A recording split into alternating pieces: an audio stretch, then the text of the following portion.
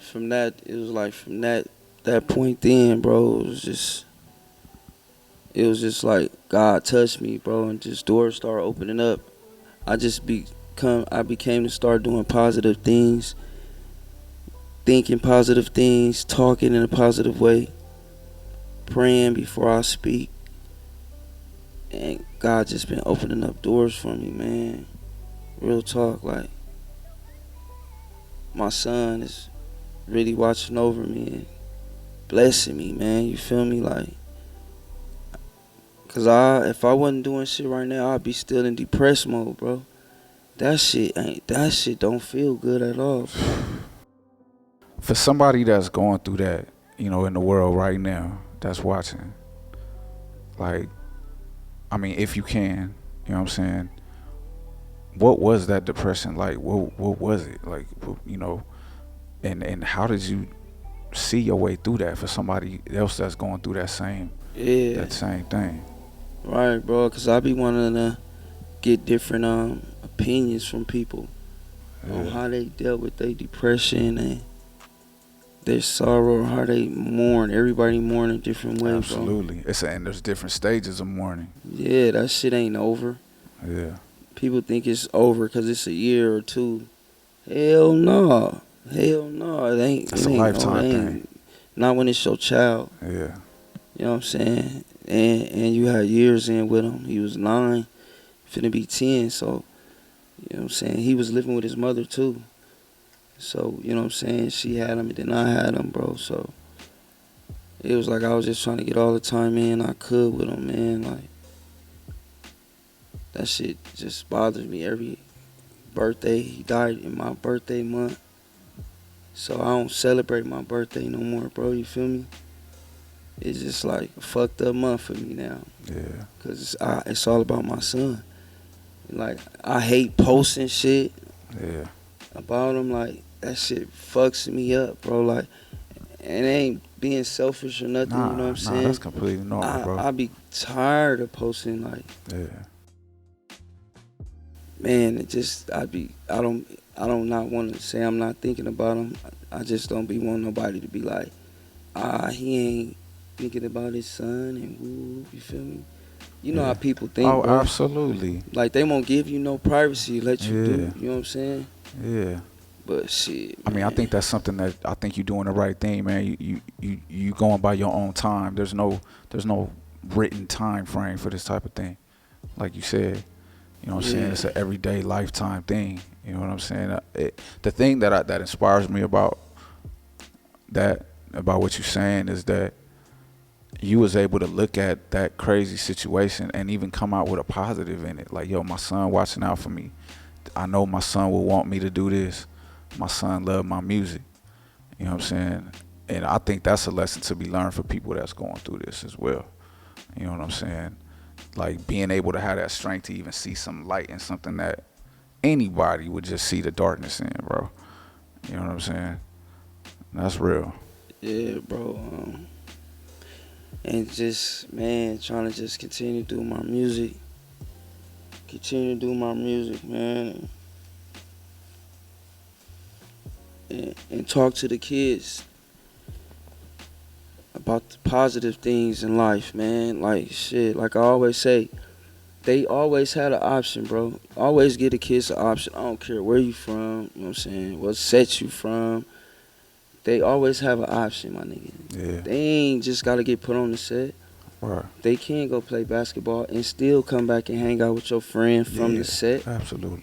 You could be a down square. Hmm. You feel me? You ain't gotta get put on.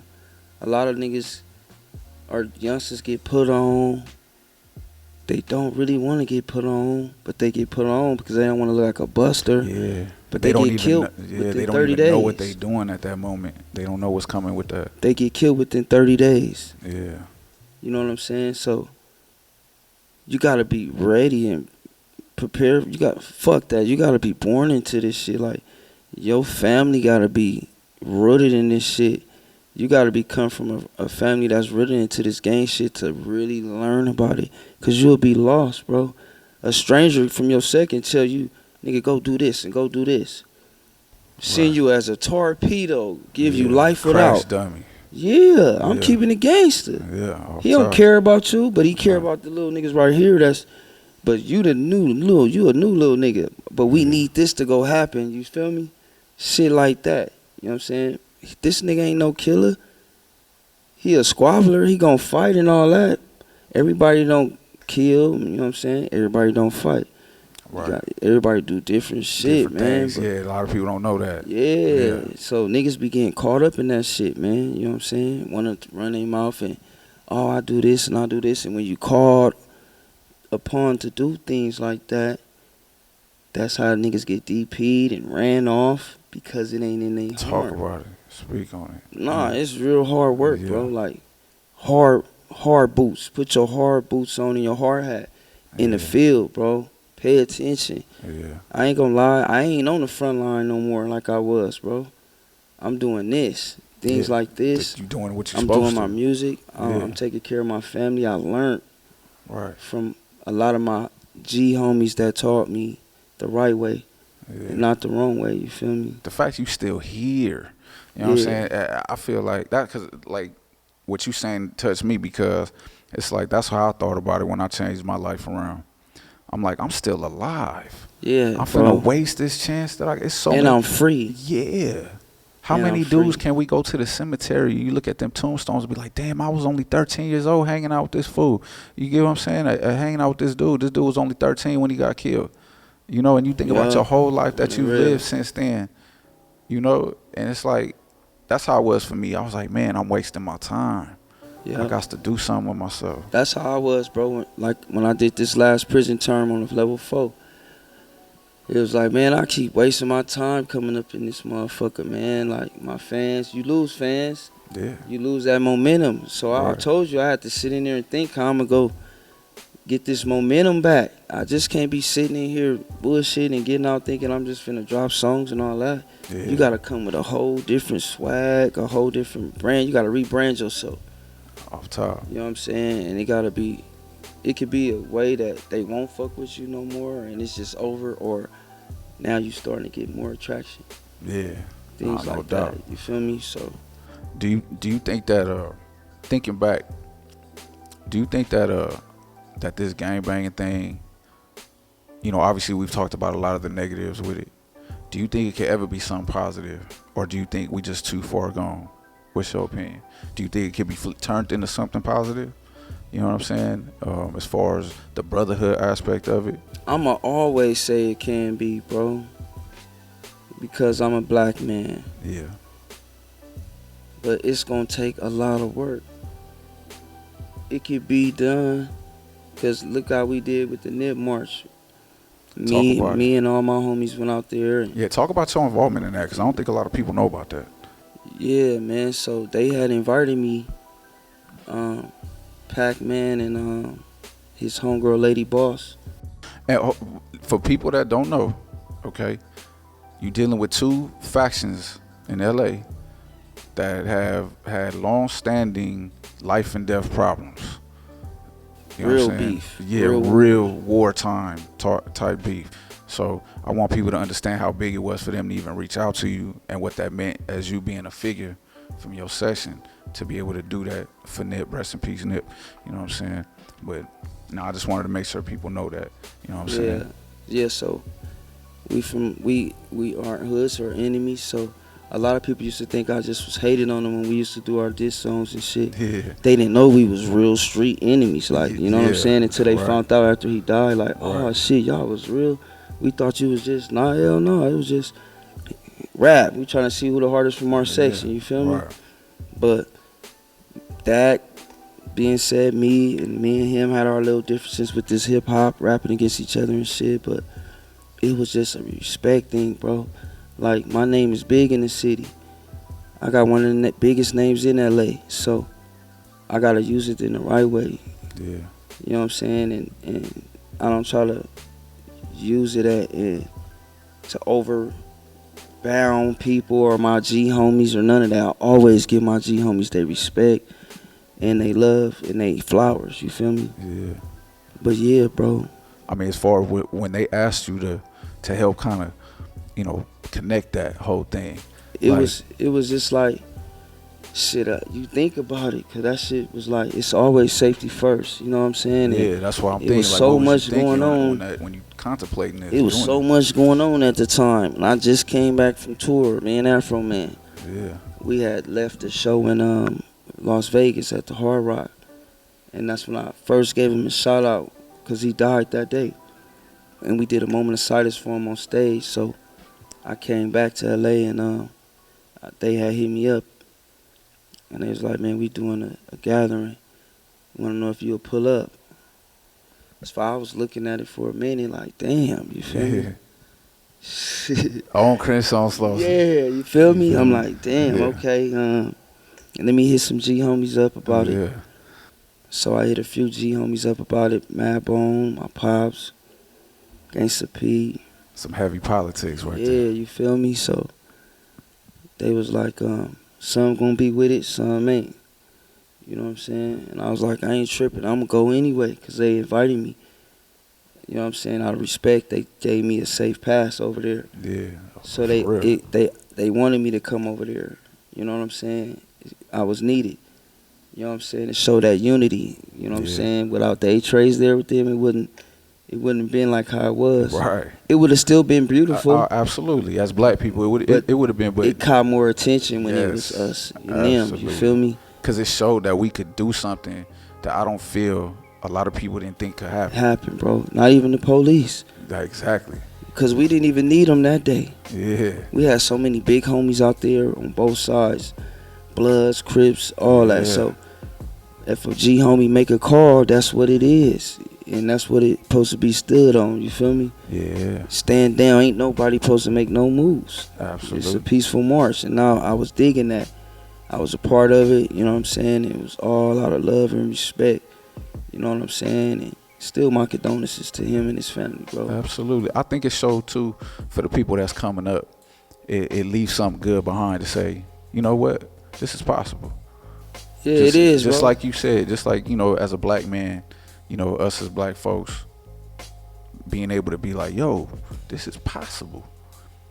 You know, like, what if we could do this in the future for an extended period?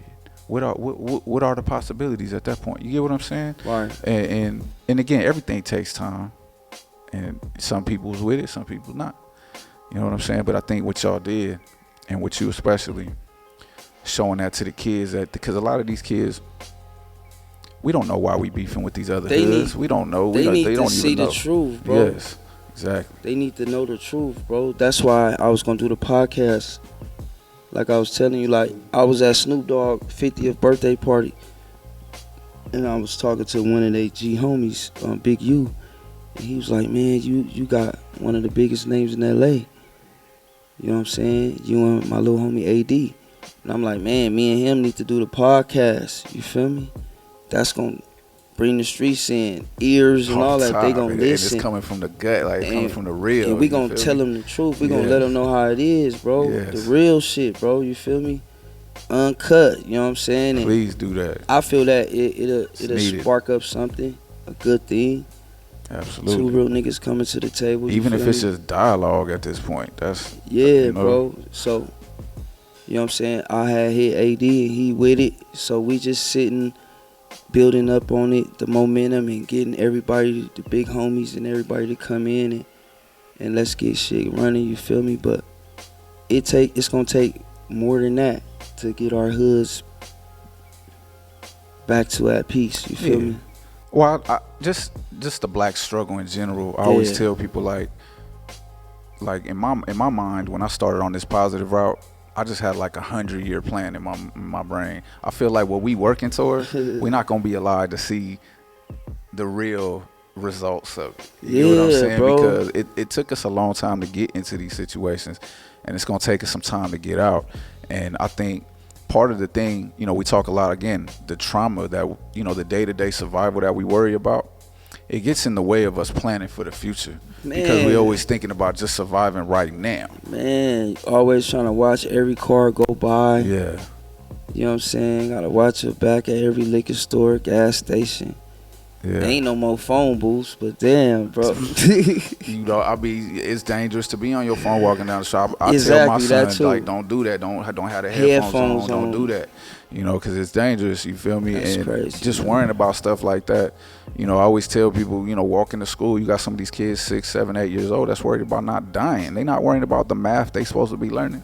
And they You know could what be I'm on a saying? mistake. They could be across the street, walking to school, and some niggas over here, and some shooting go down. Some and strays. strays. Yeah. And that prevents us, and it prevents our brains neurologically from being even set in a place where we could plan for the future, take these steps. Oh, this is my 5-year plan. This is my 10-year plan for a business. Right. You get what I'm saying? Right. Things like that. That's why I feel like it's important for people like yourself who are able to articulate the struggle to where different types of people can understand what you're saying. I think it's so important because we have to start looking at our trauma. You feel me? Yeah, we have to, bro. That's why when I seen the show, I hit you up, and I'm grateful and glad that you brought me on here. You know what I'm saying? Because absolutely. healing is gangster, bro. Yeah, off It top. is, bro. And Off top. just for me to be on here speaking, I feel good. Just letting out shit. You know what I'm saying? Yeah. Spilling the word. You feel On me. You can feel me? And like I said, I love that you came, you know. What we gonna do now, I wanna play some of your shit. You feel me? Because I feel Okay. like rocking out. So what we gonna do, y'all finna check out something from Lil Sodi. You feel me? We gonna be right back. Stay tuned. LA, orangutan. Yeah. Niggas talking about Sodi, what up? 3 times, no pressure, nigga. I know they love my gangster ways. They love my gangster taste. They love my gangster walk. Talk to us. Love my gangster talk. In love with a gangster. Love my gangster, nigga. They in love with a gangster. So come fuck with me. So come fuck with me. Talk to him. Yeah, yeah. We flex cause we up now. 100,000 come from out of town. Niggas be hating but was never around. You was never down, and you not up. From the 80s to the 50s, niggas know what's up. Me and Punch had to grind for everything we wanted. I'm a self-made nigga, as you see, I own it. I don't condone all that sucker shit. I got rich and didn't look back. Get in the booth and spit straight facts. Hard body, them is not rap. We got K's in the set, them is not Max, for real. Me and Sodi got you all the way. I do 54 times, Sodi do the 3. I'm a straight G. Get rich or die trying, keep it all the way solid. Young niggas, we go I ball. know they love my gangster ways. They love my gangster taste. They love my gangster walk. Love my gangster talk. In love with a gangster. Welcome back. Thank y'all for staying tuned. This is definitely a real episode. You know, and that was some heat that we just saw. Appreciate it, my brother. Yeah, always. I expect no less. from you, LA, brother. LA. You know, you represent the city very, very well. So I expect no less. But for people that's looking for that, you know, I want to peep that, you know, can you give them the info, what it was? The track, it was called In Love with a Gangster, featuring Joe Moses. Shouts You out can to Joe go- Moses. It's on all platforms. You could go look the song up. We shooting a video this Monday. Yeah, So yeah, man, be looking out for the video, it's a y'all. banger. It's Can't finna wait to come see. out. It's finna come out. Yeah, by the time y'all see this, y'all Shout out to already my see. nigga Joe Moses Yeah, too. shouts out to Joe Moses, man, Blue the whole and red fam make over there. green. Real talk. Now, it's a perfect segue actually into my next question. I always tell people that music, I mean hip hop, but just music in general, was my first, if I could say, who was my first therapist. If I look back and be like, yo, what was the first thing that made me kind of reflect on myself? And for me, it was music.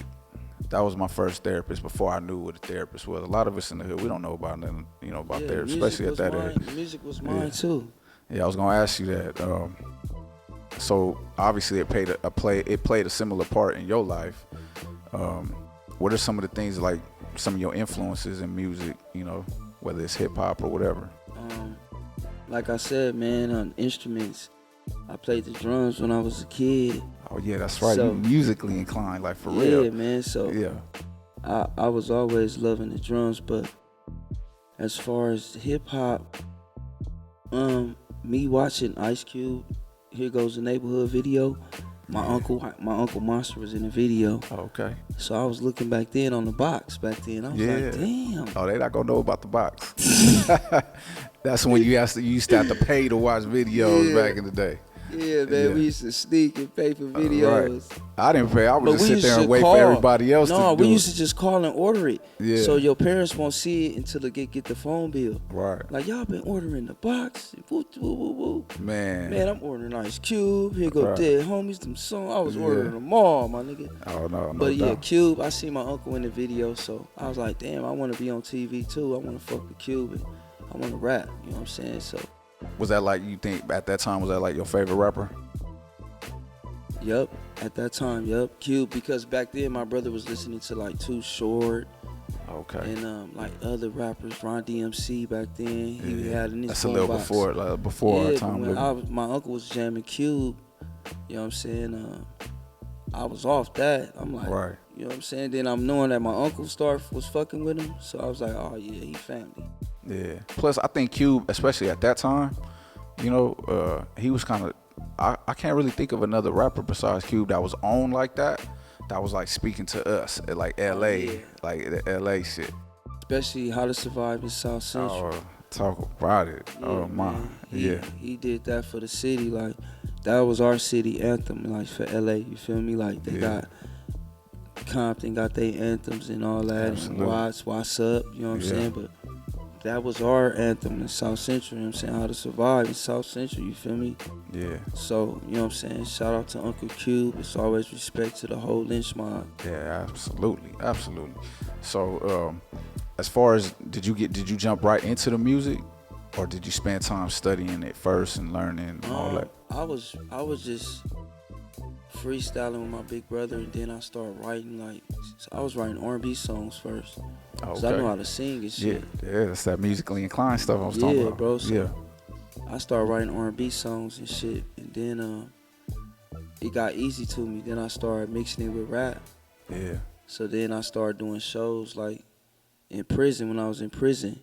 Then was my first shows, you know what I'm saying, on the prison yard in front of all the inmates, Hispanics, whites, blacks, Asians, Samoans.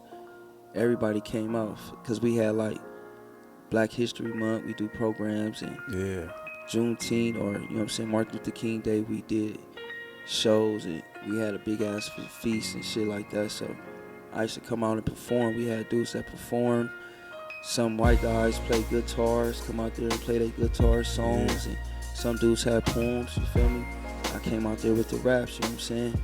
And everybody was clapping, so you know what I'm saying? I never got booed, so I was like, let me go home. Yeah, I was gonna say that's a crazy crowd right there, and they'll tell you what it is. What? Yeah. When the big homie jumped up and yelled, "That's my little homie." Yeah. I was like, yeah, I gotta go home now and try it. Right. You know what I'm saying? So you wasn't actually like writing yet, was you? You was just freestyling? Yeah, I was writing. You was writing it? Yeah, Okay. I was writing all my songs in jail, in prison. Yeah. And then I just never had recorded yet. Okay. You know what I'm saying? I had to memorize everything, and I'm getting instrumentals from the library. Yeah. Brother Word was getting instrumentals mailed in, like without cuss words and shit like that, those kind of tapes. So we was getting those, and you know what I'm saying? I was telling them to slide them to me, like the Dre beats and all that. I was writing raps over them.